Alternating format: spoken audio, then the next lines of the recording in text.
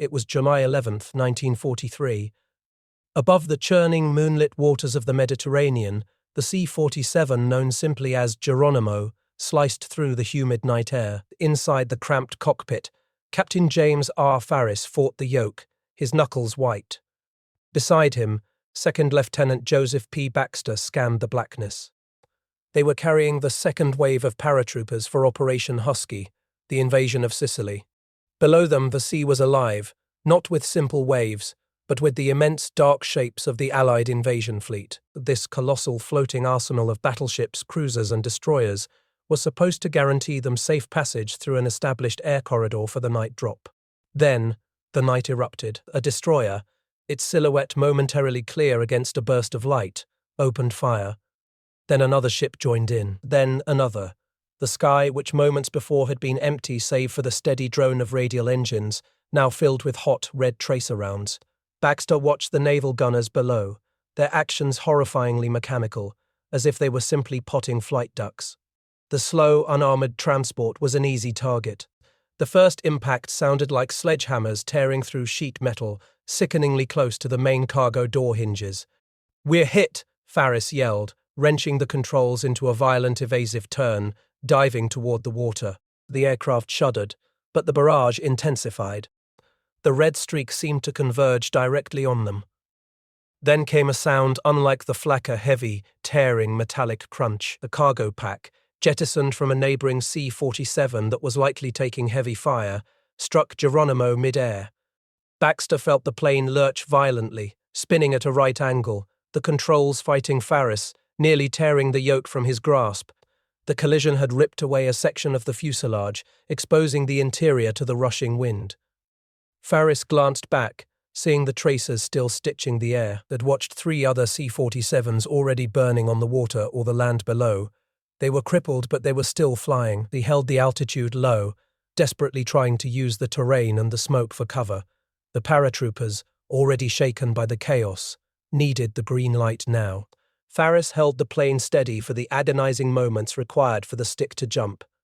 He immediately pushed the C-47 back into a dive, sneaking out to sea, enduring another 15 minutes of relentless fire before the silence of the open water finally allowed them a ragged breath. Geronimo had survived, barely, its airframe permanently scarred by the tragic, unforgivable mistake of fratricide. The Night of the Ducks was a violent, bloody lesson learned at the highest possible cost. Yet, the C-47, which had just demonstrated its rugged resilience, was never designed for war in the first place. Its very existence in the Allied arsenal was a consequence of institutional failure and a sudden, terrifying realization of the brutal reality facing the United States. In the mid-1930s, the U.S. Army Air Corps was largely focused on coastal defense and bomber development. They had no vision whatsoever for global logistical reach. The 1934 Baker Board, a bureaucratic response to the military's transport deficiencies, provided a crucial, if reluctant, justification. Instead of designing costly, dedicated military transports, the USAC would simply utilize modified civilian airliners. This paved the way for the Douglas Commercial III, the DC-3, to enter the military fold. But it took the shock of German efficiency to truly accelerate the process. In the spring of 1940, the world watched as German paratroopers and gliders descended upon Norway and the Netherlands, seizing key objectives in mere hours. This immediate existential threat galvanized US planners. By September 1940, the USAAC rushed orders for military conversions, the C-47 for cargo and the C-53 for personnel. Then came Pearl Harbor. The sudden onslaught created a seemingly infinite requirement for air transport. There was no time to wait for advanced, purpose-built designs to be manufactured. The C-47, already proven on civilian air routes, was the only aircraft available immediately off the shelf that could rapidly fulfill the crisis. It was adopted not because it was the best technological solution, but simply because it was ready. The urgency of the global conflict demanded immediate logistical infrastructure. In March 1941, the Ferry Command, later renamed the Air Transport Command, or ATC, was born. Its task was moving men and materiel across oceans that lacked naval control. The Navy followed suit with the Naval Air Transport Service. Yet the reality of these nascent commands was far from the grand strategic vision. Transport aircraft and their crews were initially considered low priority, a forgotten backwater of the USAAF.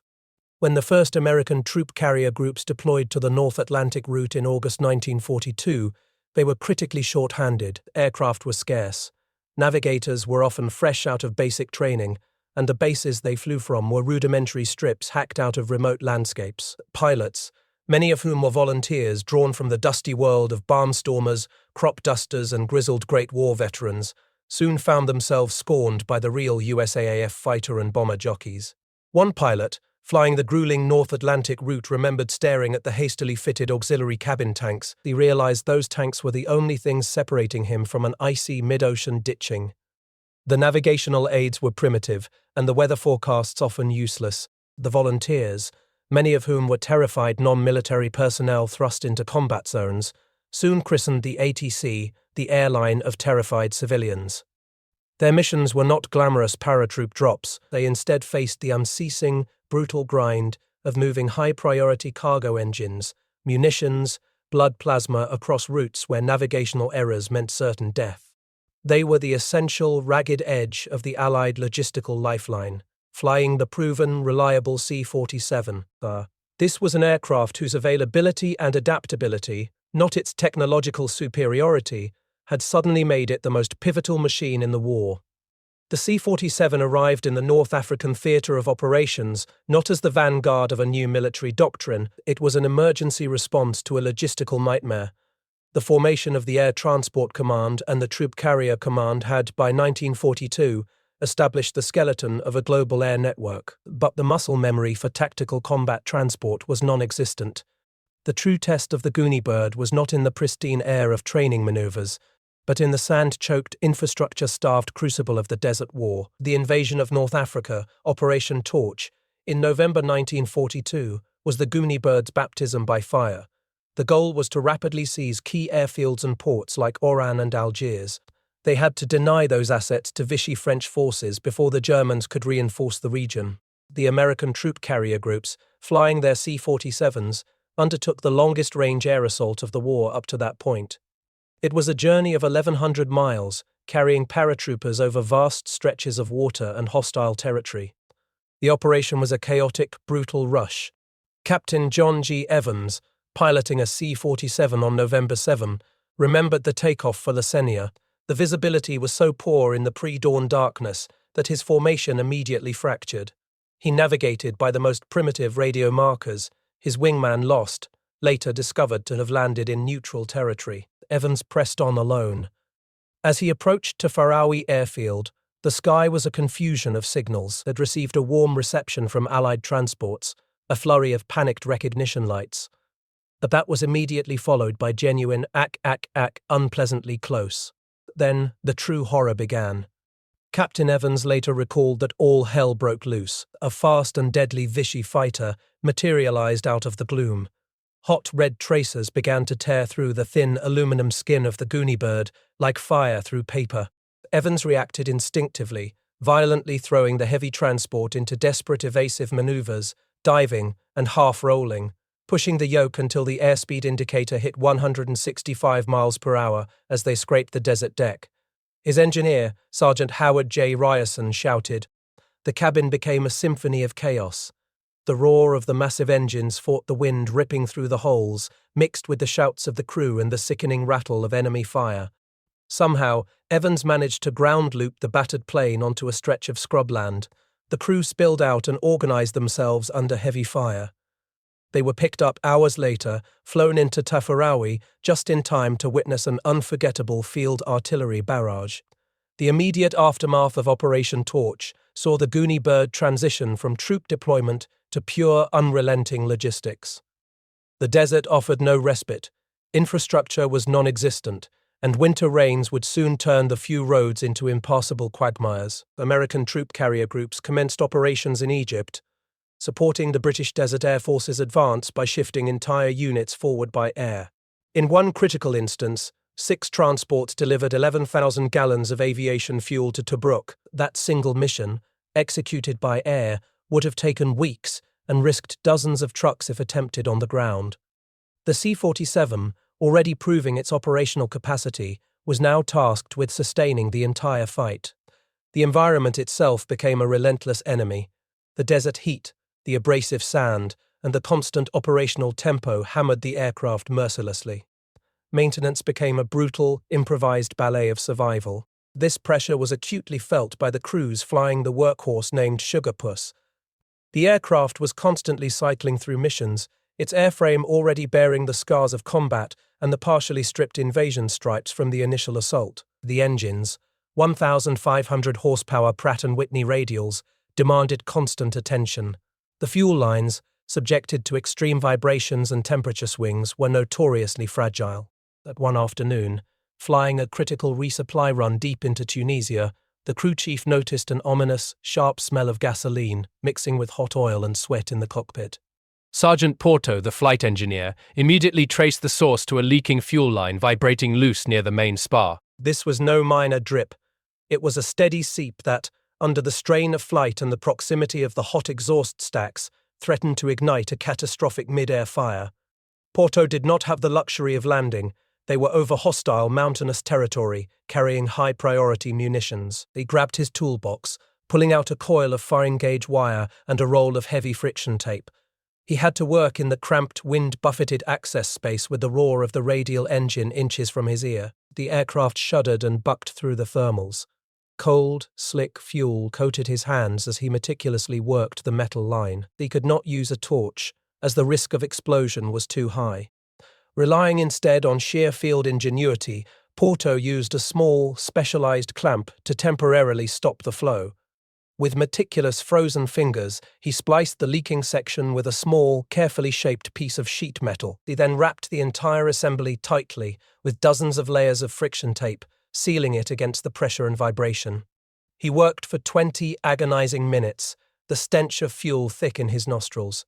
The leak slowed to an occasional drip, and then it finally stopped. Porto emerged back into the cockpit, sweat stinging his eyes, his hands filthy with oil and gasoline. Sugarpuss was flying safe, the mission saved by a crude, field-expedient repair. The C-47's role quickly expanded beyond logistics. It became the vital artery for casualty evacuation. This mission was often undertaken by volunteer detachments. Sergeant Theodore Schaefer commanded one such 36-man unit, flying unarmed boonie birds deep into the front lines. They flew all day long, in all types of weather, and in an unarmed ship with only meager escort on most missions. Schaefer remembered flying into the rim of enemy-held territory, where waits for the wounded could stretch for 3 days. Their unarmed aircraft, clearly marked with red crosses, were not always respected by the enemy. This forced the transports to evade enemy fighters, sometimes by a matter of minutes. The crews were granted discretionary powers to act as both doctors and nurses. Inside the rattling, unpressurized cabin, they administered morphine and redressed gaping wounds as the aircraft flew through mountains, executing evasive maneuvers. Schaefer witnessed one man improvise an oxygen tent at 10,000 feet for a severely wounded soldier, a desperate act that likely saved a life. These missions were carried out with minimal support. There were no dedicated evacuation stations. The crews ate and slept where they could.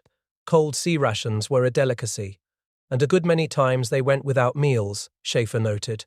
Yet the development of this extensive casualty evacuation system, formalized in January 1943, had an impact that transcended mere logistics. It drastically improved survival rates. Perhaps more importantly, it boosted morale across the entire front line. Soldiers knew that if they were hit, the Goonie bird would come for them.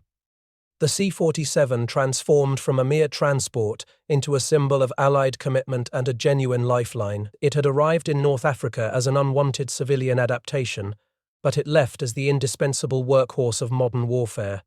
It had proven that air transport was not a secondary logistical adjunct, but a core component of projecting power across a global battlefield. But this triumph of improvisation would soon be followed by disaster. The disastrous outcomes of Operation Husky I and II, the airborne invasion of Sicily, were the inevitable consequence of institutional neglect. Their was a profound lack of pre-war doctrine and the crushing pressure of a wartime timeline that permitted no time for proper training.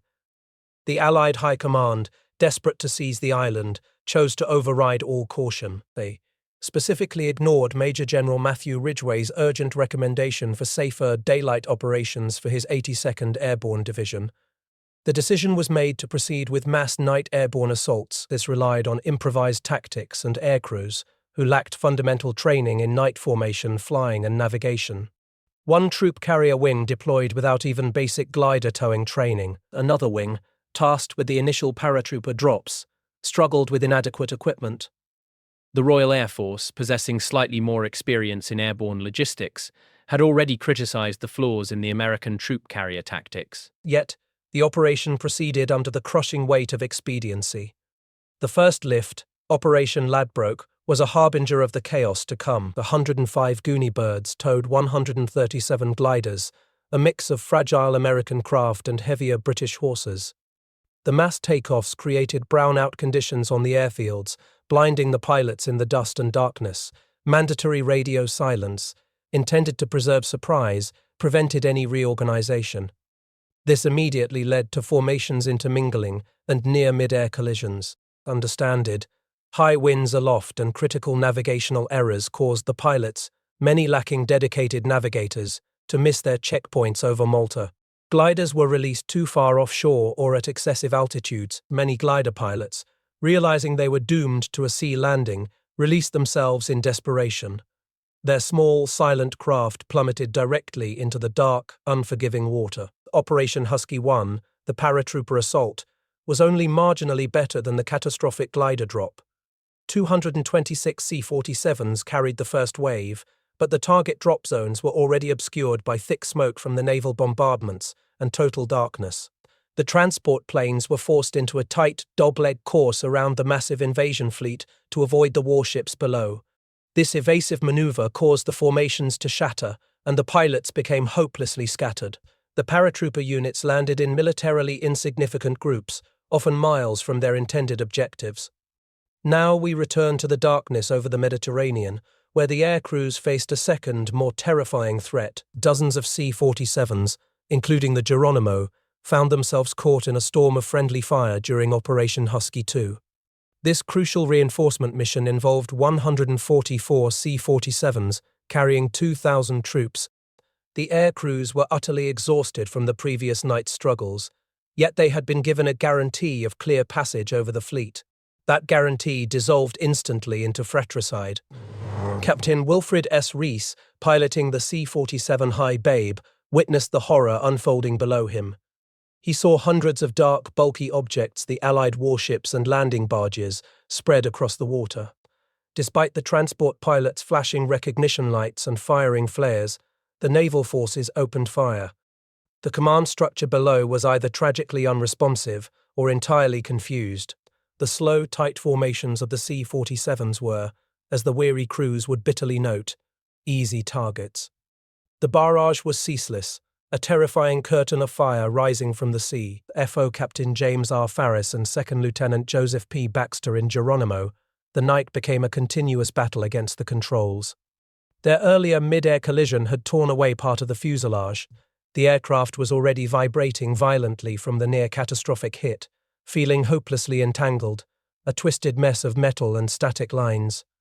Farris fought the yoke, his arms aching, struggling to maintain the minimal altitude necessary for the paratroopers to jump.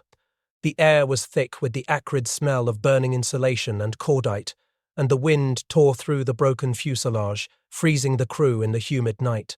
Below them, tracers continued to stream upward, the naval gunners seemingly possessed by a blind fury. Farris held the plane steady for the agonizing moments required for the stick of paratroopers to exit. The green light flashed. The men plunged into the blackness, and Farris immediately pushed the battered C-47 into a desperate, shallow dive toward the sea. He was seeking the relative sanctuary of the open water. They endured 15 more minutes of intense enemy and friendly fire before the ships were finally behind them. The C-47, a testament to Douglas's robust engineering, had held together, but the cost was immense. 23 C-47s were lost entirely in Operation Husky II, 60 were badly damaged, and 39 were slightly damaged. Many pilots who survived the flak and the naval gunfire were forced to ditch near the Sicilian shore. Rees, in High Babe, endured engine failure and combat damage, the ship shaking violently until his dragging motor meant curtains. He managed to crash land near the shore, his crew scrambling out as the water surged around the fuselage. Just days later, Operation Husky II, the attempt to seize the Primosole Bridge, repeated the calamity. 105 C-47s carried British paratroops. First Lieutenant Lee D. Carr recalled passing over one convoy without incident, but another convoy, positioned east-southeast of Syracuse, immediately started firing on his aircraft. The C-47 was riddled with heavy German flak and Allied friendly fire, tracers slicing through the fuselage. Carr managed to give the paratroopers the green light at 400 feet. Only 4 or 5 men managed to jump before his violent evasive action threw the rest of the stick to the floor. The crew chief, desperately trying to keep the static lines untangled, was accidentally pushed out the door. Carr's aircraft was now very sluggish and responding slowly due to damaged control surfaces, flying with hopelessly entangled troopers still inside. He knew he could not keep it airborne for long. They hit the water, tearing off the right engine and badly damaging the left propeller. Though they somehow managed to get airborne again, the crippled plane vibrated badly and gradually settled, ditching tail first in a stalled attitude. They abandoned the sinking aircraft, managing to get 3 lifeboats into the water before it disappeared beneath the waves. The grim realization settled upon the survivors. The safest place over Sicily that night would have been over enemy territory. The devastation of Sicily, where less than 40% of paratroopers landed anywhere near their designated drop zones, shattered the Army's confidence in mass airborne operations. A demand for immediate improvements arrived from Washington. General Williams himself acknowledged that their ambitious plans depended entirely too much on precision. The immediate consequence was the convening of a board under Major General Joseph Swing. Swing's findings were unsparing and mandatory. Future division-sized airborne assaults were deemed impossible without radical changes. The board strongly urged the immediate implementation of Pathfinders.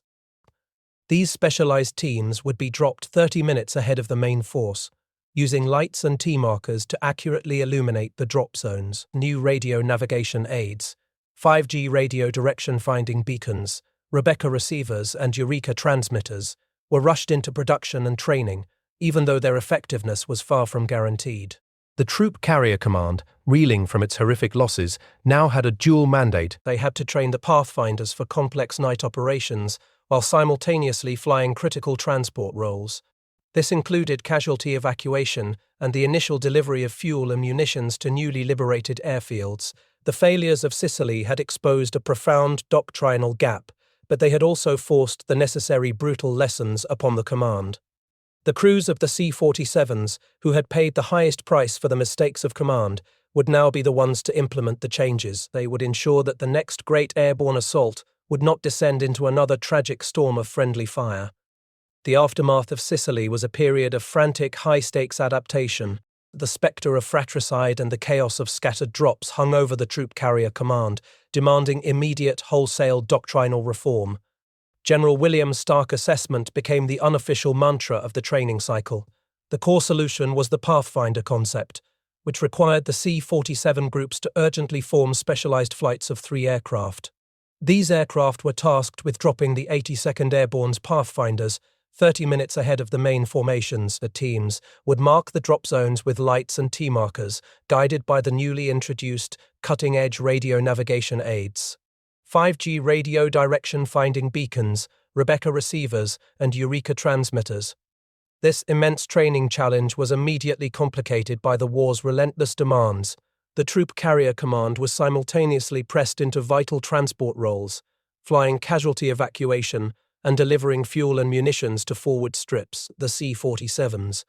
Their main cargo door hinges, often crudely reinforced in the field with sheet metal and tape to withstand the constant loading and unloading, became indispensable logistical mules. A moment of intense religious mules, a bold, high-risk plan, Operation Giant II, was scheduled to land 135 C-47s directly at airfields around Rome to link up with Italian allies, as the lack of confidence in the Italians, coupled with the lingering trauma of Sicily, caused the mission to be scrubbed just hours before takeoff. The cancellation came at 17:30 hours on September 6th, with gliders already hooked and paratroopers already loaded into the C-47s. That cancellation proved providential. Just days later, Lieutenant General Mark Clark, fighting desperately at Salerno, urgently requested reinforcements. A German counterattack threatened to collapse his entire beachhead. Unlike the disaster at Sicily, this drop would be over friendly territory at Paestum, near the River Selle. Planning for the revised Operation Giant 1/2 began at 1540 hours that very day, with mission orders issued by 1930 hours. The staffs extracted one crucial guarantee: all American anti-aircraft ashore and afloat would hold their fire after 2100 hours. The preparations were a whirlwind of improvisation. Hasty briefings were held, and mission maps were taped directly to the C-47 fuselages during loading at Comiso. 8 Pathfinder C-47s took off at 2045 hours, followed by the main formation of 82 C-47s carrying 1,300 men of the 504th Parachute Infantry. The night was bright with moonlight and the air calm, aiding the navigation, but maintaining formation remained difficult. The Pathfinders were successful, marking the drop zone clearly. While the main force took hours longer than planned, the outcome was an organized fighting unit delivered without aircraft losses, a profound success that finally redeemed the failures of Husky. The follow-up, Operation Giant 4, saw 125 C-47s deliver the 505th Parachute Infantry. Almost all of the 1,900 paratroopers landed within 200 yards of their drop zone at Selle. But the subsequent mission, Operation Giant 3, immediately revealed the persistent, unresolved challenge of night navigation over difficult terrain. 40 C-47s from the Troop Carrier Group were tasked with dropping 640 men of the Parachute Infantry deep behind German lines near Avellino. This meant flying 15 miles into mountainous terrain where no suitable drop zones existed. Captain Richard Lawrence, co-pilot of the C-47 Lady from Hades, felt the tension coil in his gut as they took off at 21:35 under a full moon. The flight was uneventful until they neared Salerno. Below, the distant cannon bursts signaled the end of an artillery duel, but as they approached the coast, the scene became an inferno. They flew over incessant bomb and cannon bursts and flares reaching 3,000 feet. Lawrence and his pilot descended to 2,000 feet, spotting the river south of Salerno. They began their climb into the mountains, the C-47 straining against the thin air. They passed over a narrow gorge, the peaks seeming to brush their wingtips, with enemy ground fires visible below. In the darkness, confusion reigned. They mistakenly entered a similar gorge, prompting a hasty, violent 90-degree turn to avoid crashing directly into the rock face. Finally, they saw the signals. Red flashings and a distinct red N by Aldis lamp confirmed their drop zone position. The red warning light, illuminated in the troop compartment, Lieutenant Colonel Doyle Yardley, commanding the paratroopers, turned to his men, a hopeful sentiment masking the danger ahead. "I feel fine about this jump," he told them. "I feel that I have a horseshoe in my pocket." At 13 minutes past midnight, the green light flashed. Yardley yelled, "Let's go." The drop, normally conducted between 700 and 900 feet, was executed from a terrifying 1,500 feet due to the hazardous mountainous terrain. This dramatically increased the risk of paratrooper casualties before landing. The formation immediately disintegrated. The troop carrier group, lacking the necessary Rebecca equipment, relied solely on ground signals. Cruising at 4,300 feet before descending, many aircraft struggled to find the drop zone. 2 squadrons dropped their men up to 12 miles from the planned objective. The mountains had scattered the troops, leaving the paratroopers with over 20% losses, even though they succeeded in destroying a key bridge. All aircraft returned, but Giant 3 was a stark reminder that the fundamental problem of accurate night navigation in complex terrain remained dangerously unresolved. The experiences in Italy, both success and failure, drove home the C-47's dual nature. It was the tactical troop carrier, capable of mass assault, but it was also the tireless logistical artery of the theatre. In Part C, this duality was never more evident than in the preparations for the greatest invasion of the war. The D-Day build-up in early 1944 was a logistical effort of unprecedented scale. The 9th Troop Carrier Command, based in England, grew rapidly, fielding over 1,200 C-47s, with more than 800 dedicated solely to the initial airdrops. The lessons of Sicily, the need for coordination, the danger of fratricide, were applied with surgical intensity. The most visible sign of this intense preparation was the overnight mandatory painting of black and white invasion stripes on every single C-47. This was a measure designed explicitly to prevent a repeat of the 1943 massacre, yet the air crews were racing against time. Many pilots were rushed from the United States. 20% had been overseas for less than 60 days, with insufficient time to train for the unique navigational challenges of occupied Europe. The training was intense, involving joint exercises between troop carriers and airborne forces, but the sheer number of aircraft and the complex cloud cover of the Norman Spring made precision a gamble. The night of June 5, 1944, was thick with tension. 20 Pathfinder Group C-47s flew challenging, low-altitude missions through cloud cover. They flew without weather reconnaissance flights to avoid alerting German defenses. The USAAF relied heavily on Rebecca/Eureka, but there was a critical shortage of navigators. Many groups only had them in the lead ships. As the main force C-47s, including those for Mission Albany, carrying the 101st Airborne, and Mission Boston, carrying the 82nd Airborne, crossed the Channel, they flew low. They descended to 1,000 feet, and then 500 feet for the drops, maintaining strict radio silence. Bright moonlight helped, but a solid layer of cloud between 2,000 and 1,000 feet, and further heavy cloud cover extending 10 to 12 miles inland, presented devastating obstacles.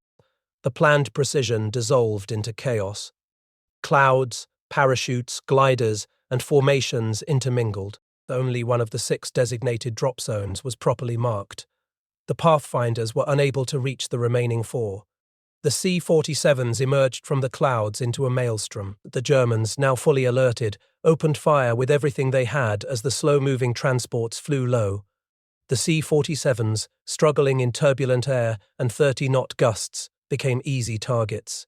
Many overshot the drop zones, circling back to make a second, suicidal pass.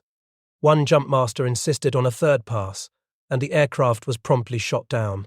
The lack of self-sealing tanks, rejected earlier due to the weight penalties, now cost American lives. 2 hours later, the glider missions began. The C-47s struggled to tow the heavier gliders with some difficulty, emerging into the same flak-filled sky. Only 6 of 39 gliders landed successfully on landing zone easy. The mission was fractured. The paratroopers were scattered into a grueling green nightmare of marshes and hedgerows. Only 10% landed on their intended drop zones, yet, amid the carnage, the C-47 aircrews demonstrated an almost unbelievable resilience and a surprising capacity for aggression. One particular aircraft, the C-47 Stuka Chaser, flown by Major Edgar A. Smith, became a legend among the transport pilots. It was a testament to the adaptability and sheer nerve of the crews. During one of the intense resupply missions following the initial D-Day drops, Stuka Chaser was flying low over the Normandy countryside, dodging small arms fire and the incessant light flak. The aircraft was unarmed save for the crew's personal weapons, yet its pilot, Major Smith, was a man who embraced risk. On a return run, a German fighter, a Messerschmitt Bf 109, broke through the cloud cover, intending to make a quick pass on the lumbering transport. The C-47, despite its size, possessed a surprising turn radius at low speeds. Major Smith knew his only defense was to force the fight into the tight, slow-speed maneuvering envelope where the German fighter would struggle. As the Messerschmitt Bf 109 banked hard for its attack run, Smith threw the Stuka Chaser into a violent, gut-wrenching turn. He cut the power and dropped the flaps to increase drag. The startled Messerschmitt pilot, taken aback by the unexpected maneuver from a lumbering transport, overshot badly. Smith capitalized on the momentary confusion, pulling the C-47's nose up, presenting a difficult moving target. The German pilot tried to circle back, but Smith kept the transport turning inside the fighter's radius. The exchange became a bizarre, low-altitude dogfight between a fighter and a transport. The Bf 109, unable to line up a clean shot, flew too close, too low, and too aggressively. In a final desperate attempt to gain separation, the German pilot pulled up sharply, stalling the fighter completely. It spun, clipped a hedgerow, and crashed violently into the dense Norman terrain. The crew of Stuka Chaser had, impossibly, claimed a kill. Later, the ground crews painted a small, black silhouette of a fighter on the fuselage. It was a unique kill marking on a transport plane. This was a symbol that in the unforgiving skies of the European theatre of operations, Even the venerable Goonie bird was sometimes forced to fight back, and sometimes it won. The C-47s continued their grinding work throughout the summer, evacuating casualties and delivering priority supplies. By September of 1944, the relentless advance of the Allied ground forces across France had created a new logistical nightmare. Armies were outrunning their supply lines. This set the stage for Operation Market Garden, the largest airborne operation ever conceived. The scale was immense. Thousands of C-47 sorties and glider tows were planned. The initial insertion on September 17th was successful, but the troops, particularly the British paratroopers at Arnhem, quickly became isolated. The C-47s transitioned immediately into their most critical role, desperate resupply. Flying into the narrow corridor between the advancing Allied spearhead and the consolidating German defences, the aircrews faced flak defences that were now fully prepared and devastatingly accurate. The mantra of low-altitude, straight and level flight required for accurate drops was a death sentence. On September 19th, the flak losses mounted sharply. Lieutenant John R. Gorecki Jr., pilot of C-47A42-24066, vividly described his flight into the Arnhem zone. He said that 5 minutes out of the designated drop zone, things started to happen. Black puffs could be seen quite frequently beneath and a little ahead of them, evidencing a thick layer of flak they knew they had to override. The aircraft vibrated several times, the sickening sound of metal being penetrated echoing through the fuselage. Gorecki pressed on. The 3 minutes that followed, feeling like hours, optimism briefly surfaced, but then the navigator and co-pilot chimed out almost simultaneously that the aeroplane was afire. At the same time, smoke began coming through the floorboards. The C-47 was burning, hit by bursting flak and small arms fire. Gorecki fought the controls, the smell of burning oil and insulation thick and terrifying. They were over the target zone, and the paratroopers and bundles absolutely had to be dropped. They flew the final seconds through the enemy fire, delivered their cargo, and then turned for home, the damage already critical. The attrition was simply unsustainable. By the operation's end, 98 C-47s and 137 gliders were lost. This was the price of sustaining the isolated forces at Arnhem. The C-47 crews had flown the gauntlet, demonstrating their commitment to the desperate fight on the ground. They proved once again that air transport was the unseen linchpin, the essential, fragile artery of modern warfare. The freezing, brutal winter of 1944 clamped down on the Ardennes, turning the forests into a landscape of white death. On December 16th, the German counteroffensive, the Battle of the Bulge, slammed into the thin American lines, shattering the illusion of imminent victory. As the German spearheads drove deep into Belgium, the heroic 101st Airborne Division found itself cut off and completely surrounded in the key road junction town of Bastogne. The C-47, the unsung workhorse, now faced its most crucial test, becoming the sole, desperate lifeline for thousands of besieged men. At Havardez, thick clouds and relentless snow grounded all Allied air support. The men in Bastogne were running out of everything: ammunition, food, and most critically, medical supplies. The wounded were dying not from their injuries, but from infection and exposure. The call for airborne resupply, Operation Repulse, was immediate and urgent, but the weather made it a suicide mission. Then, on the morning of December 23rd, the clouds finally parted, revealing a sky of sharp, brilliant blue, frozen solid. The C-47s launched in waves. 260 aircraft made 3 massive drops that day, followed by hundreds more sorties in the ensuing days. They flew through a lethal combination of bitter cold and concentrated German flak. The losses were heavy.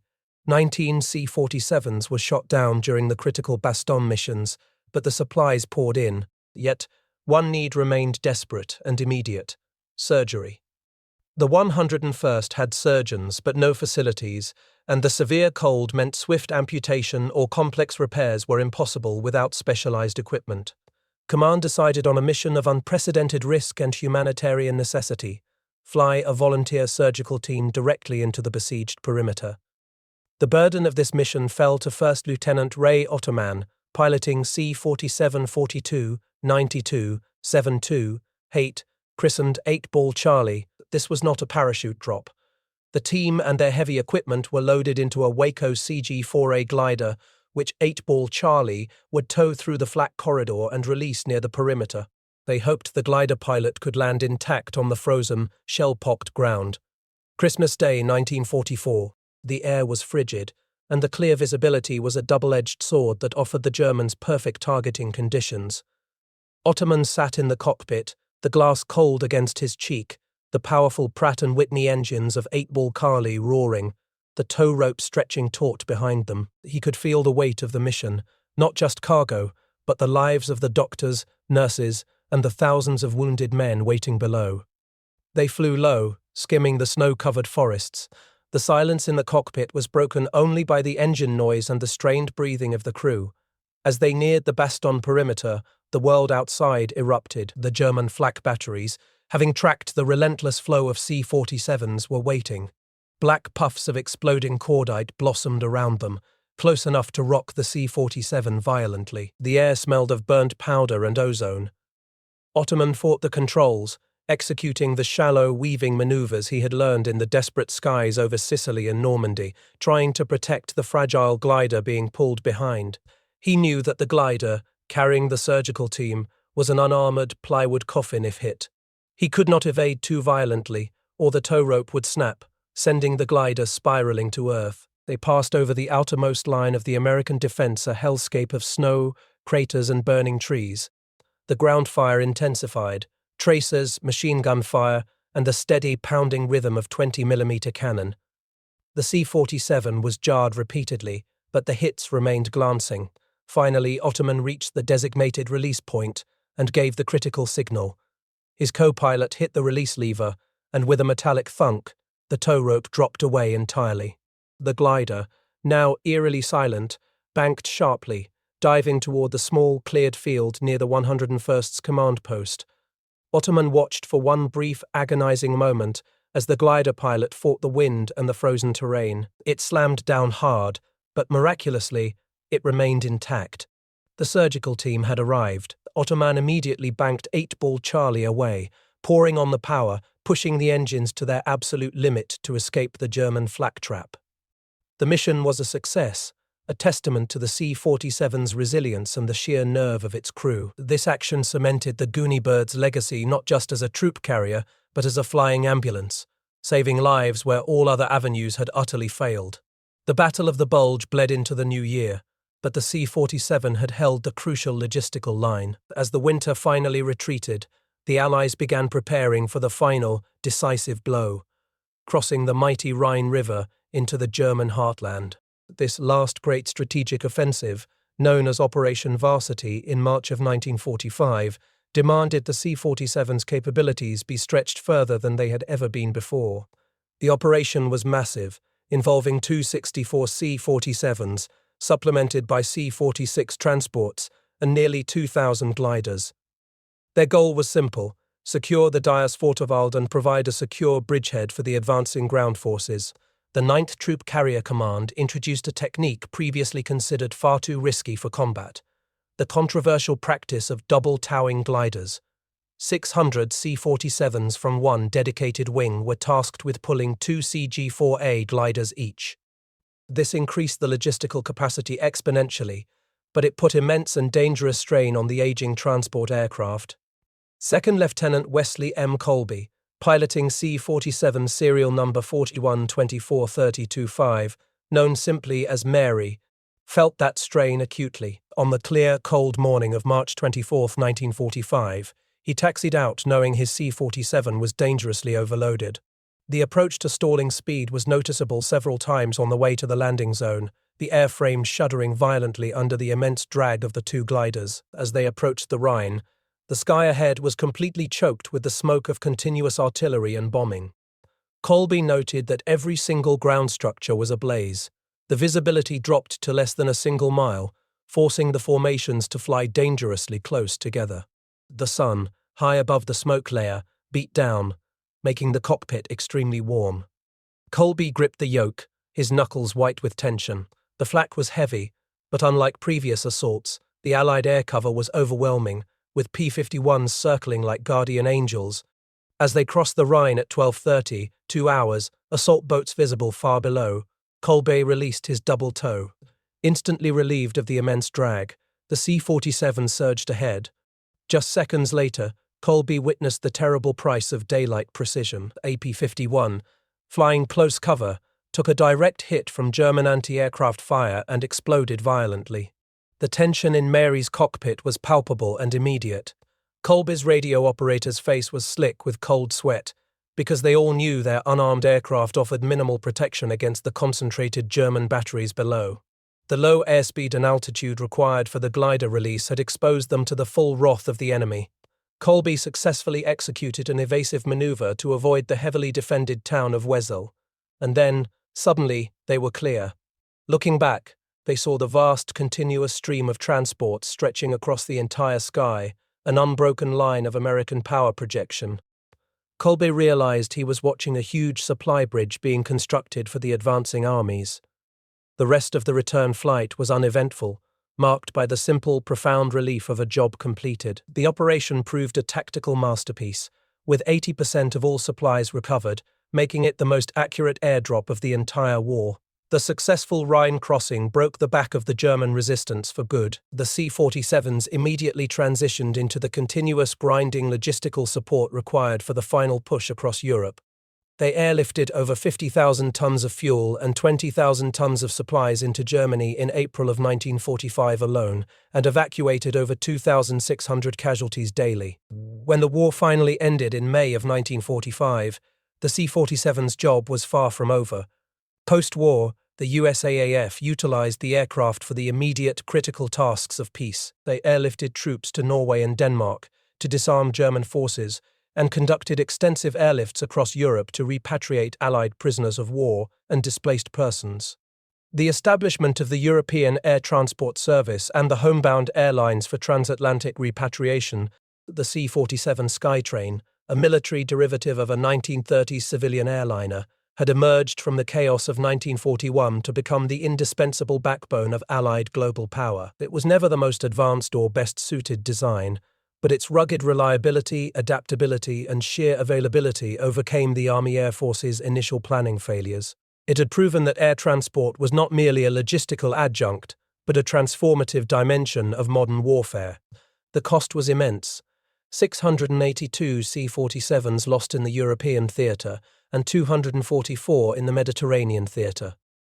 But its enduring operational status, 60 years after VE Day, was the final testament to its exceptional design and the unparalleled resilience of the crews who flew the Goonie Bird into every corner of the war, moving armies, saving lives, and ultimately ensuring the final victory. If you value these historical accounts, please subscribe to the channel and like this video. It helps us preserve these stories. And please share your own memories or thoughts in the comments below.